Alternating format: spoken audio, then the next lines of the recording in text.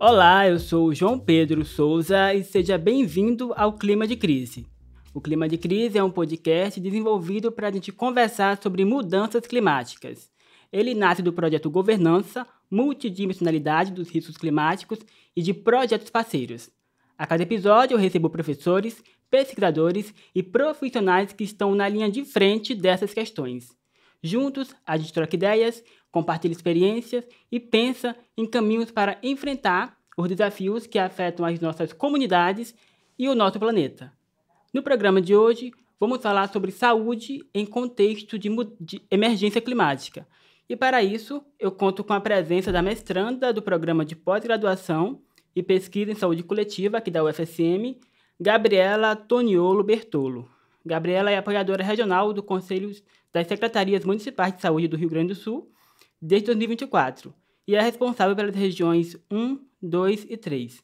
Gabriela, seja muito bem-vinda, tudo bem? Oi, João, tudo bem? Bom, para começar, você assumiu como apoiadora regional do Consens pouco antes das enchentes. Para quem nos ouve, tu pode explicar como funciona esse trabalho e qual foi o impacto de começar justamente diante de uma catástrofe? Oi, então, o trabalho do apoiador da rede Conasins Cosens é de prestar apoio para os secretários municipais de saúde. Tendo em vista a dinâmica de como funciona o trabalho de uma Secretaria Municipal de Saúde e a necessidade da gente manter a continuidade, foi criada em 2017 a estratégia de apoiadores da rede Conasins Cosens. O trabalho consiste muito em fazer educação permanente em saúde com os secretários de saúde e também auxiliar nas dinâmicas do território. Também funciona como uma espécie de um ator. O apoiador é um ator que articula entre os municípios. Porque é muito fácil o secretário assumir ou a secretária assumir e pensar que aquele problema é só daquele município. Mas não, ele é de todo o território. Os municípios, eles dividem esses problemas. Mas se cada um ficar isolado e não ter essa conversa, fica muito mais difícil a gente trabalhar a regionalização. Então, por isso surgiu a estratégia de apoiadores. O COSENS, né, ele trabalha com regiões de saúde que agrupam vários municípios. Como Sim. essas divisões territoriais impactaram a gestão durante a crise do ano passado, 2024? Nós somos divididos em 7 macro-regiões de Sim. saúde. E dessas 7 macro-regiões, somos divididos em 30 regiões de saúde. E a rede de saúde, ela se organiza de uma forma em que a alto complexidade, a média complexidade, ela não existe em cada um dos municípios. Pensa, um município de 2, 3 mil habitantes, ter cardiologista, ter cirurgia geral para aquela população. Isso é inviável e insustentável, tanto financeiramente quanto de uma forma logística para o sistema. Então, nos últimos anos, o SUS é muito novo. O SUS veio em 1990. Então, essa estratégia de como a gente se organiza nos territórios, a alta e a média complexidade, ela é também recente. E a gente articula para, dentro daquela região, ou dentro daquela macro-região, ela tem que ser sustentável. Ela tem que ter todos os tipos de prestação de serviços necessários para manter a saúde daquela população. Aí, coisas mais complexas vão para a capital. Quando a gente pensa nas regiões 1 e 2, na nossa macro-região centro-oeste, que é onde Santa Maria está inserido, a maioria das demandas de média e alta complexidade, elas vêm para Santa Maria, Alegrete e Uruguaiana. Mas Santa Maria, ainda assim, é o maior polo de saúde, é o município com maior número de habitantes, mas também é um município que tem estrutura. Quando a gente pensa no hospital universitário, a gente pensa no hospital regional, a própria casa de saúde, as demandas dos municípios menores, elas também são absorvidas para cá. E do mesma forma, a gente tem prestadores para demandas específicas que vão para outros municípios, por exemplo, oftalmologia, que vai para Faxinal do Soturno. E quando a gente pensa numa catástrofe climática do que aconteceu naquele momento no ano passado, a gente pensa em poxa, em 2 dias não tinha mais acesso a Santa Maria. Santa Maria ficou ilhada. E como é que a gente age quando a média e alta complexidade, os maiores prestadores da região ficaram ilhados. Você não tem como trazer os pacientes para cá e os pacientes que estavam aqui não conseguem voltar para suas casas. E parece um problema muito simples, mas quando a gente entra, por exemplo, num paciente que faz hemodiálise 3 vezes na semana, ele não chegar na hemodiálise, isso é um problema enorme, porque isso é um risco de vida para aquele paciente. E mesmo com algum problema na rede de atenção à saúde, é constitucional o direito à saúde. A gente tem que garantir que aquele paciente tenha o acesso aos serviços que ele necessita.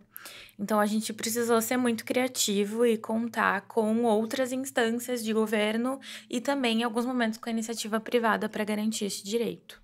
É exatamente o que eu ia te perguntar agora sobre...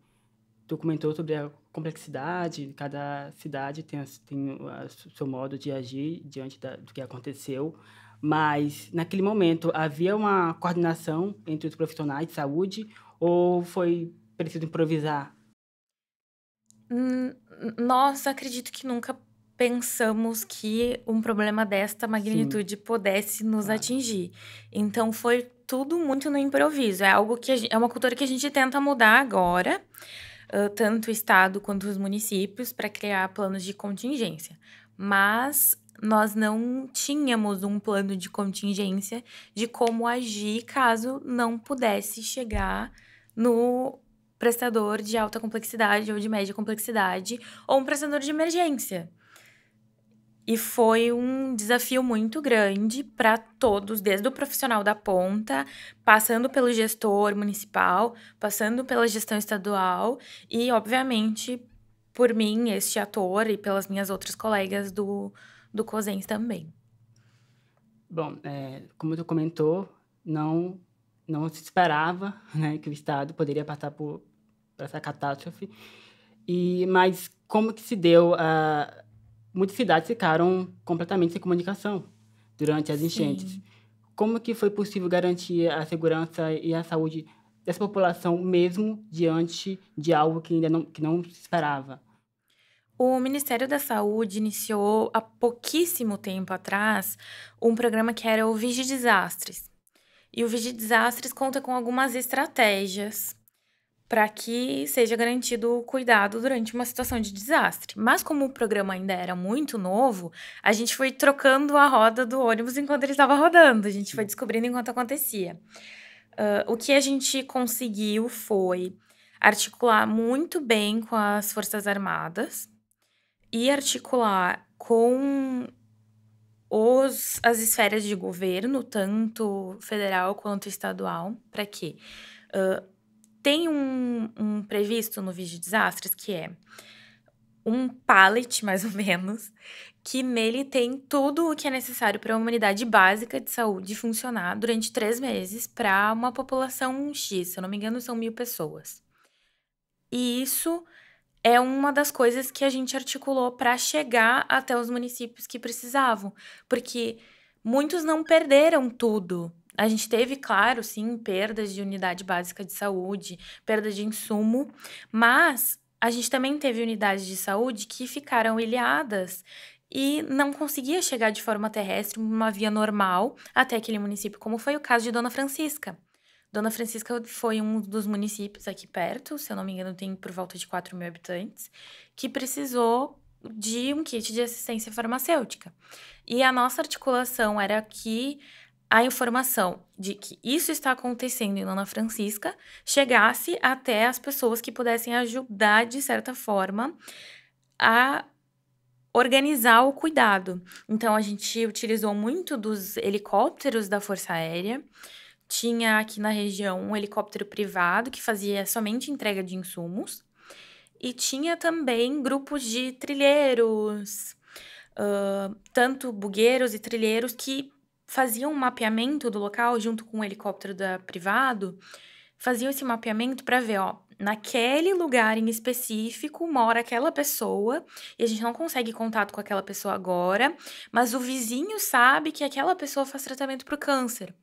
Então, é uma iniciativa muito grande de tentar mapear aquela pessoa, onde ela está, se ela está bem, se ela tem o insumo que ela precisa, se ela quer vir até Santa Maria, se caso necessário, ou não, porque isso também, em vários momentos, foi uma escolha do paciente, ou se ela quer que os insumos cheguem até ela. Isso foi também uma escolha. O paciente ele é autônomo, ele tem responsabilidade de autonomia sobre a sua própria saúde.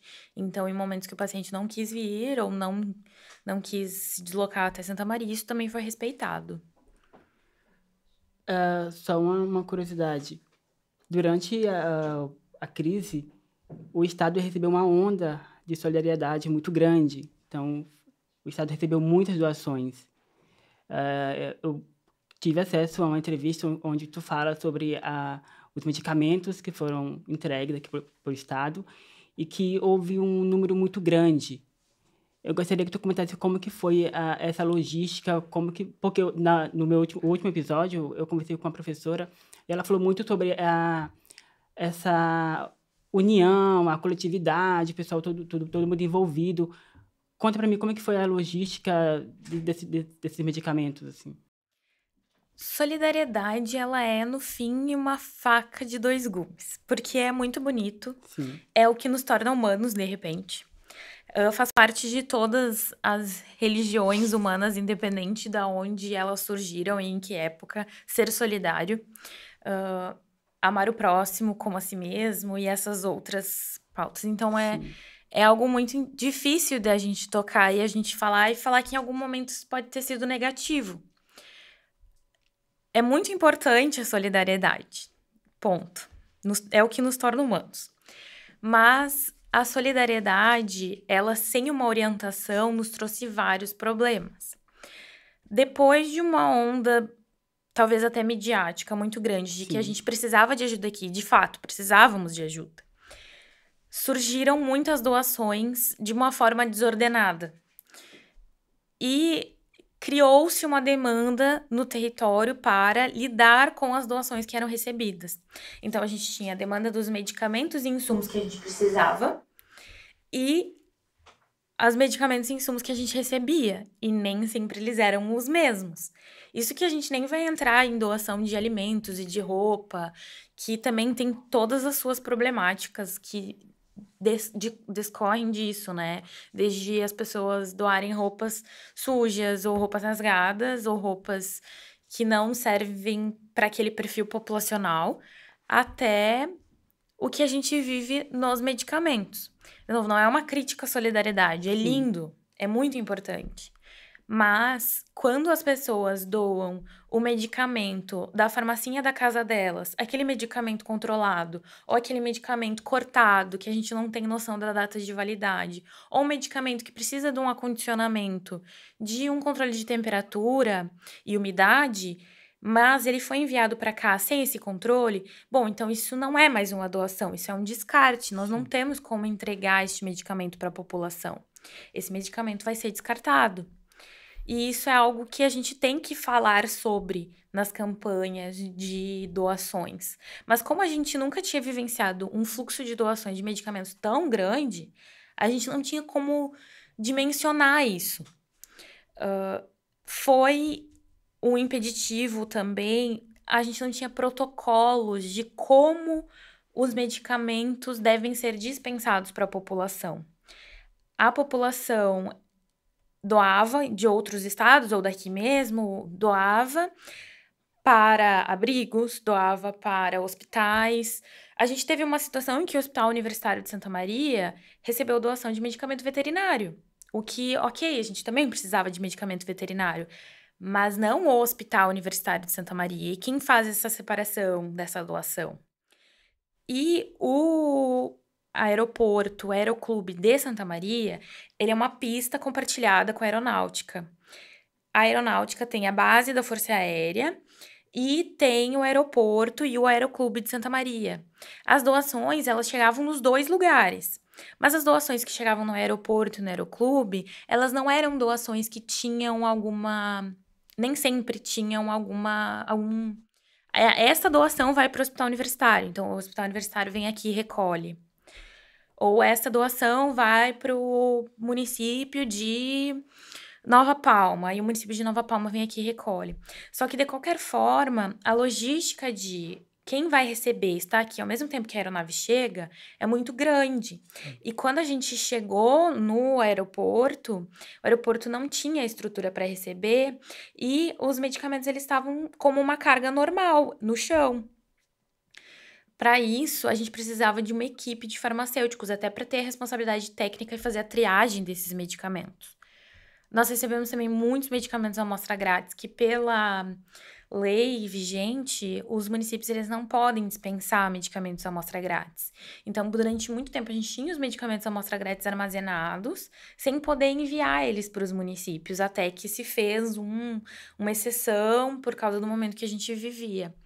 Então, foi um story no Instagram que eu entro em contato com alguns professores do curso de farmácia da Universidade de Santa Maria, e no final do dia a gente tem um grupo de 60 farmacêuticos que iam lá, descarregavam aviões, triavam toda a medicação, levavam até a farmácia escola e se criou toda a logística que a gente teve depois.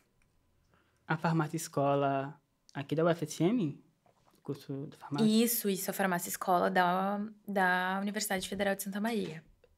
Ela já existia ou ela...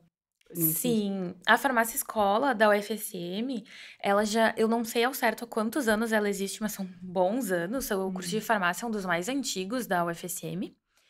E a farmácia escola, ela teve uma atuação muito forte durante a pandemia da Covid-19. Então, a logística de dentro da farmácia escola, eles adotaram uma logística parecida com a Covid-19. Eles lidaram bem com a alta demanda e com o alto número de voluntários que surgiram. Entendi. Tá, agora, pensando aqui em Santa Maria, né, mudando um pouco de assunto, que tipo de pacientes os hospitais receberam com mais frequência durante esse período e como foi lidar com uma demanda tão diversa, né, desde ferimentos até gestantes e pessoas também com tratamento contínuo? Como que foi essa... Quem cruza pelo campus, às vezes é uma coisa tão parte do nosso dia a dia que a gente acaba filtrando e não prestando atenção. Mas a minha sugestão para quem frequenta em algum momento o campus de Santa Maria é observar os veículos de municípios que cruzam por aqui, ou as ambulâncias, e todos eles têm o nome do município. Sim. E quantos diferentes você enxerga em um dia? Todos aqueles veículos fazem transporte dos pacientes do território, do seu município para Santa Maria, nesse cenário específico, o hospital universitário, mas não é só aqui que acontece. E todos os dias retornam. Então, o paciente vem e volta, vem para uma consulta, vem para uma hemodiálise, vem para uma quimioterapia, vem para um pré-natal de alto risco e retorna para o seu município de origem. E tem os pacientes também que ficam internados, dão alta e as secretarias municipais de saúde buscam estes pacientes.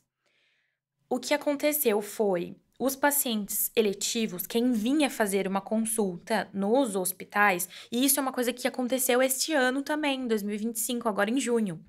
Essas consultas, elas foram não canceladas, mas elas foram adiadas. O munícipe, o paciente, ele não foi penalizado por perder aquela consulta. Ele vai ter essa consulta garantida em outro momento, mas naquele momento que ele não podia chegar até aqui, a regulação trancou aquela consulta. Então, a gente tem uma diminuição do fluxo do eletivo muito grande. Todos os procedimentos eletivos foram pausados, mas a gente ainda tinha os procedimentos de urgência e os procedimentos que, de alguma forma, não são nem de urgência nem eletivos, mas de alguma forma eles têm um impacto na vida ou morte daquela pessoa, como a hemodiálise, por exemplo, ou alguns tratamentos de câncer. O que teve maior volume de demanda foi gestações de alto risco. E aí você pensa, nossa, a gente brinca, nunca nasceu tanto nenê. Mas você tem uma gestante que, por motivos muito maiores, tá num estresse muito grande. E isso leva com que ela entre em trabalho de parto. E então a gente teve uma explosão de nascimentos. Sim. E são as gestantes que a gente via na televisão, que elas eram em trabalho de parto, vinham para Santa Maria de helicóptero. A gente tem isso. A gente tem, de novo, hemodiálise, tratamento de câncer também, que esses pacientes precisavam vir, só que esses pacientes não tinham garantia de retorno. Então, muitos ficavam em abrigos aqui em Santa Maria, como a gente tinha um abrigo específico para receber mães que recém ganharam nenê e vieram de outra cidade, e lá elas tinham tudo necessário para te receber o bebê.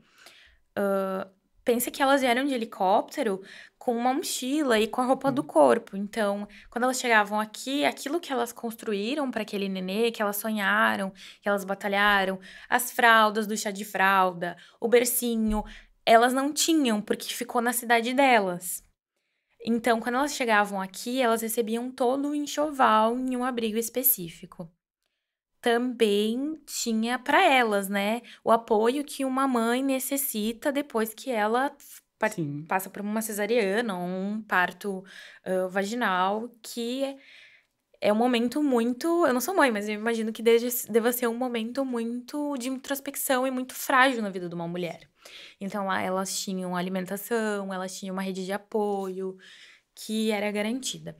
E pacientes de outros cenários a gente ia acomodando em hotéis, em pensões, alguns em abrigo, e ia manejando aquelas necessidades da pessoa até que se possa voltar. Tivemos um problema muito grande também com os insumos necessários para garantir a hemodiálise e outros procedimentos com os pacientes, que a base aérea de Santa Maria, ela fez esse transporte com toda a logística da Força Aérea para garantir. A gente teve problema com insumos para os hospitais menores da região, hospitais que também emprestam, fazem parte dessa rede de cuidado do SUS, mas que tinham insumos para mais 2 dias, mais 3 dias. Então, a base aérea também, por ter helicópteros maiores, fazia esse transporte de cilindros enormes de oxigênio e o que mais fosse necessário, enquanto não podia ir-se por terra ou era muito pesado para ir por terra. Isso também era Mas um em problema. nenhum momento se teve o receio de fazer esse transporte aéreo? Claro que era a única opção que tinha, mas não houve um receio de vamos levantar voo e de repente pode acontecer algo. Sim.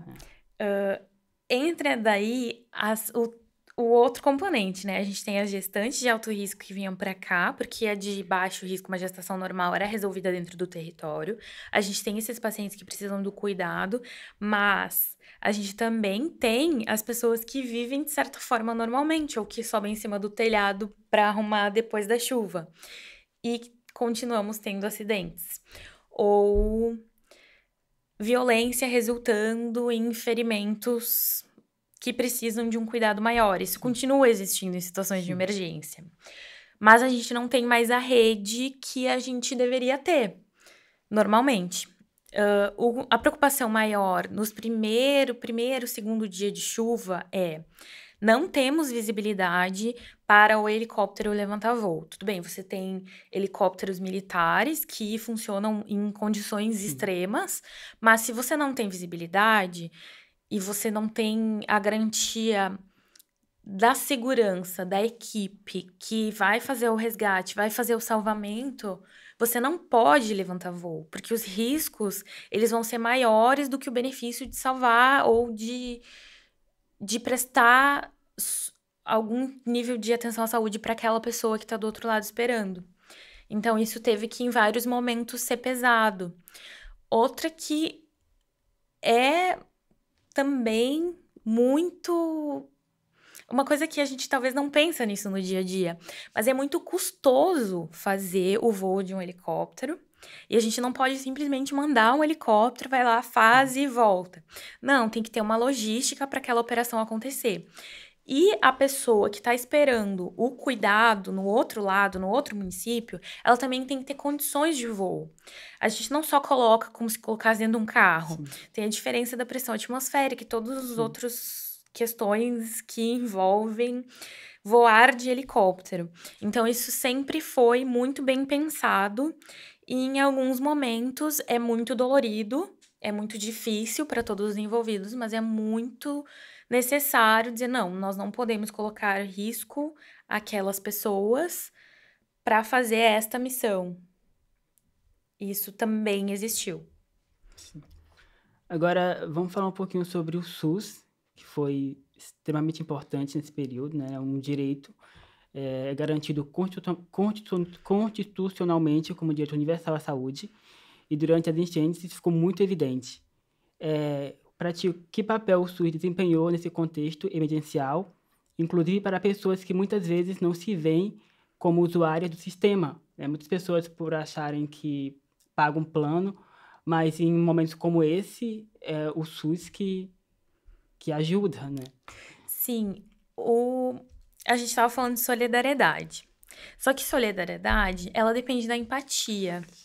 Eu preciso me colocar no lugar do outro. E é muito difícil você se colocar no lugar do outro quando você não se enxerga no outro. A gente é mais propenso a ser solidário com as pessoas da nossa família e com as pessoas da nossa comunidade do que com estranhos. A gente é mais propenso a ser solidário com as pessoas que a gente se identifica. E a gente não pode esperar somente da solidariedade e do bom coração das pessoas, porque todos nós somos humanos, todos nós somos falhos. Quando a gente não tem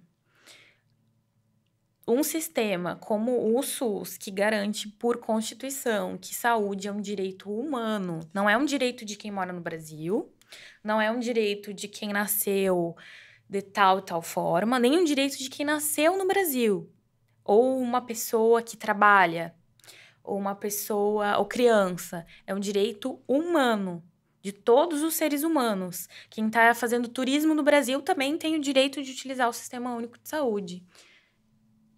Quem mora nas fronteiras também tem o direito de utilizar o Sistema Único de Saúde. Não há distinção constitucional sobre quem tem direito à saúde ou não. Diferente da solidariedade. Quando a gente ataca este sistema que garante a saúde de várias formas, falha sim, tem suas falhas, mas quando a gente ataca ou mexe no financiamento de alguma forma, ou enfraquece esse sistema, a gente volta a depender da solidariedade. E a solidariedade de eu me colocar no lugar do outro. O direito à saúde da Constituição não é também um direito à saúde de quem pode pagar pela sua saúde.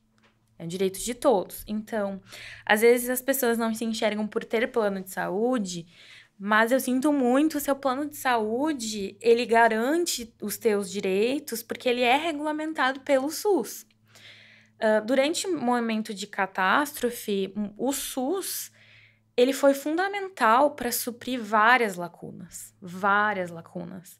Sem ele, a gente não teria conseguido. Sem ele, muitas pessoas morreriam.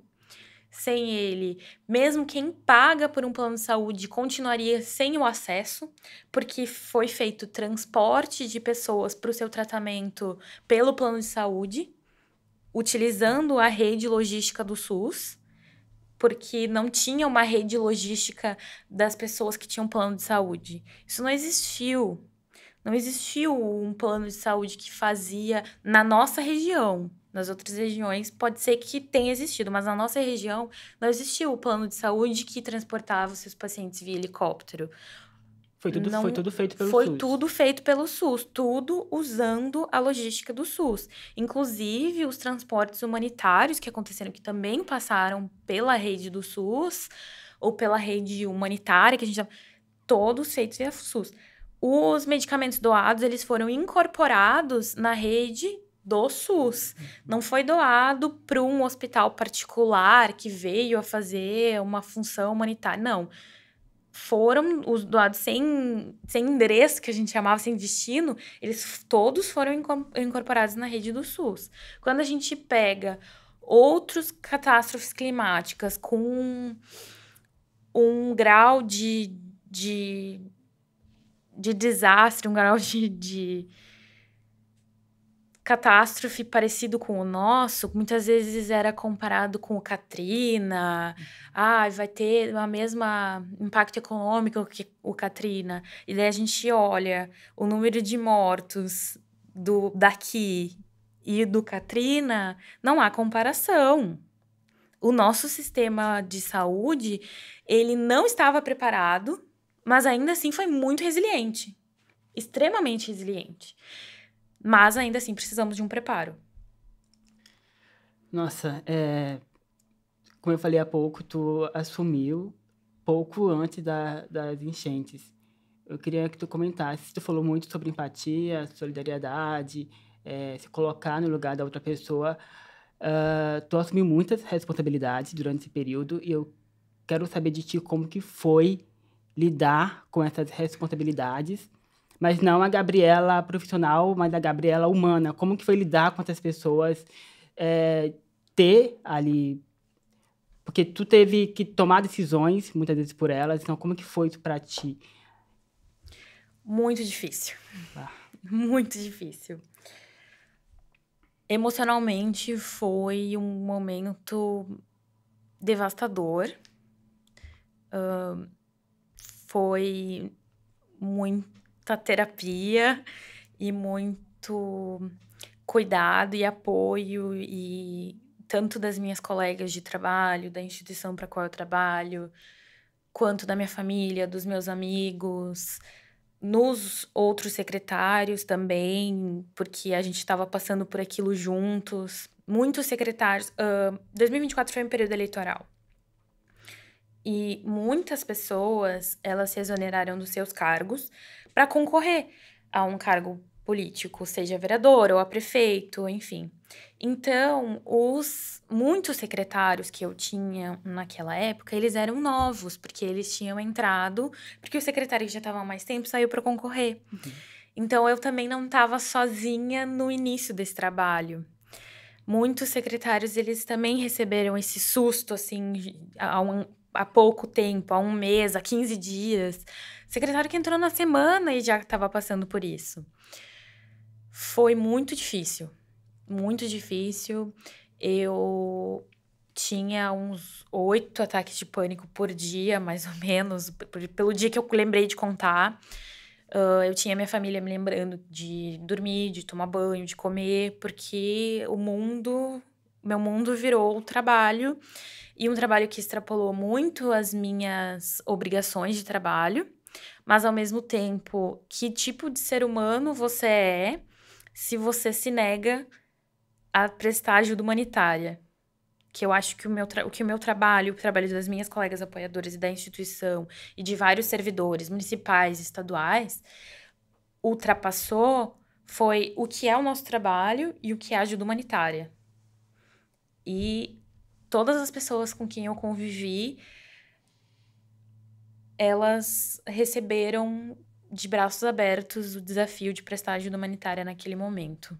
Tu teve noção disso na hora, assim, por mais que seja difícil para mim, enquanto pessoa, mas eu não posso parar, porque tem pessoas que dependem de mim, tem pessoas que, se eu parar, podem, né? Assim, como que foi isso para ti? Tu teve essa noção, ou depois que passou o episódio que tu parou para refletir?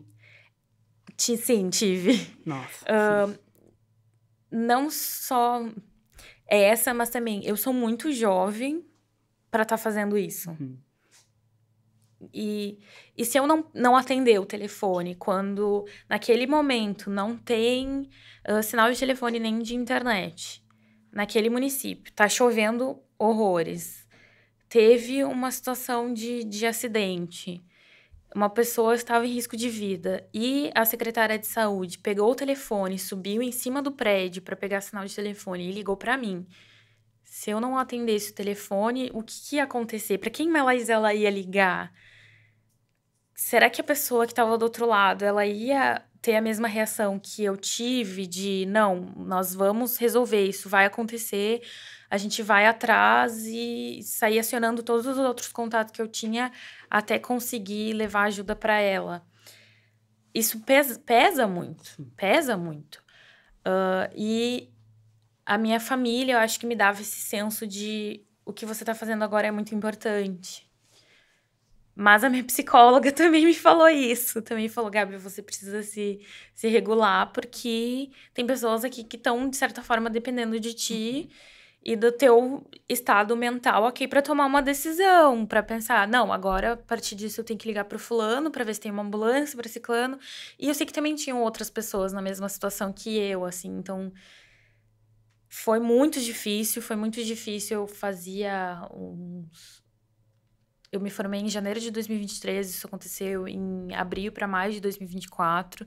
Passei a faculdade inteira estudando cérebro e infectologia. E o meu caminho, o meu trajeto profissional foi me levando para outros lugares, de outras atividades que eu desempenhava. E cheguei até a gestão, que eu gosto muito, sou apaixonada, mas eu me questionava muito, assim, como que eu vim parar aqui? Mas agora que eu tô aqui, tenho que fazer. Azar. Nossa. O meu marido falava muito que eu tinha que escrever. Tudo que acontecia no dia, eu tinha que escrever. Eu falava pra ele, não tem condições, eu tô muito cansada. Ele disse, mas tu vai esquecer. Eu falei, tudo bem, tudo bem. Aí teve o dia que eu comecei a pensar em todas as pessoas que já tinham cruzado por mim em algum momento. Fulano que foi receber o medicamento, ou fulana que foi fazer o tratamento da esclerose múltipla, ciclano que foi resgatado do telhado. E fui indo, e falei, não, mas eu tô esquecendo fulano, tô esquecendo fulano. E comecei a somar, assim, as pessoas e pensei, é muita gente, é muita gente. Nossa.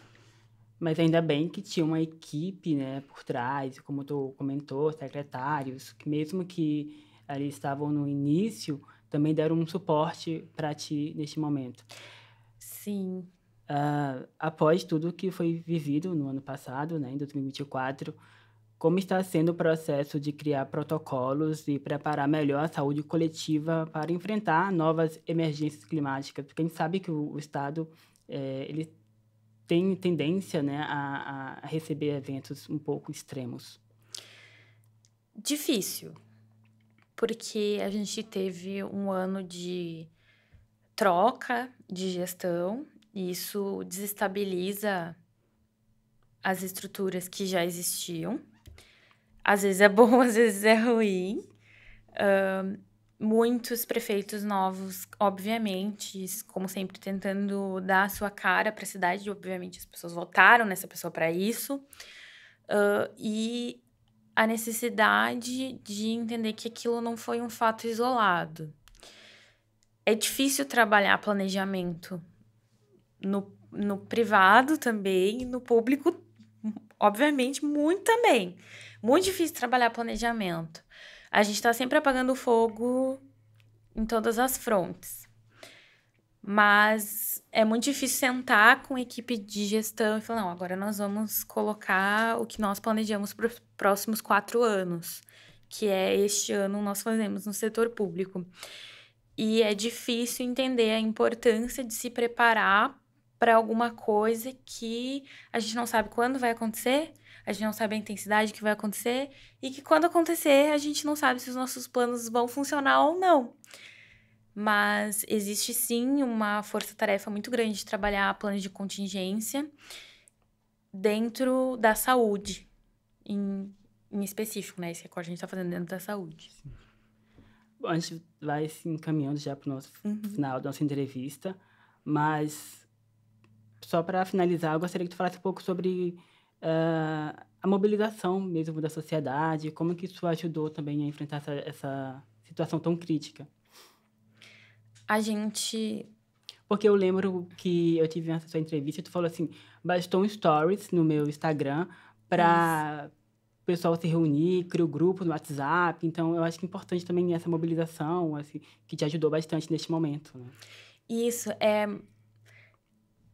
é muito bonito, essa parte. É ser solidário e a vontade que as pessoas tinham de ajudar, de fazer vaquinha. Eu lembro que às vezes eu pensava, não, vou desligar um pouco, sei lá, vou abrir o Instagram. Daí eu olhava, era vários amigos meus que se juntavam, e daí era um amigo que se juntou com os amigos dele, outro que se juntou com os amigos dele, ia no mercado e comprava horrores de coisa, comprava comida, comprava materiais de higiene e limpeza.